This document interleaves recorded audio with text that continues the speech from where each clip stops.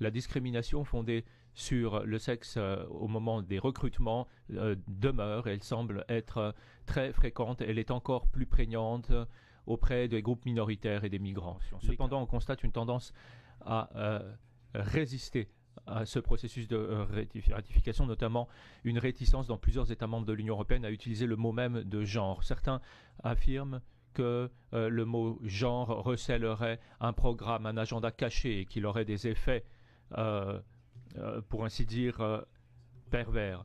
Les stéréotypes de genre doivent également être traités parce qu'ils jouent un rôle certain et contribuent aux violences à l'encontre des femmes.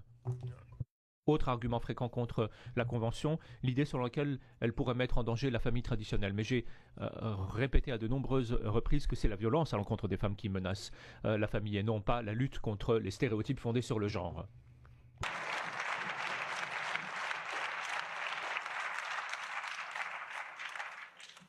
Mais là où les progrès ont été ralentis de la façon la plus frappante, voire où on a une régression, c'est le domaine de la santé sexuelle et génésique. Dans certains États membres, l'éducation sexuelle n'est pas obligatoire, elle n'est pas fondée sur des éléments scientifiques, elle n'est pas complète.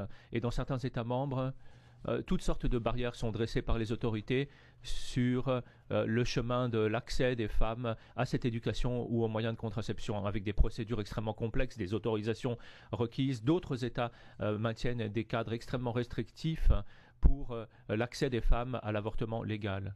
Et même dans la majorité des États où les services d'avortement légaux sont accessibles en théorie, c'est beaucoup moins le cas en pratique. C'est pourquoi c'est ainsi que l'on voit parfois des professionnels de santé refuser ce genre de service pour des raisons de conscience et l'État s'abstenir de réglementer. Or, il convient ici d'harmoniser les pratiques sur la base des droits de l'homme et des meilleures pratiques connues. Ceci devrait être fait par les États membres en s'assurant que l'avortement demandé par une femme suffisamment tôt dans sa grossesse soit considéré comme légal et qu'il soit également pratiqué à chaque fois que la santé de la femme ou sa liberté doivent être protégées en levant toutes les barrières financières et autres à l'accès à l'avortement légal.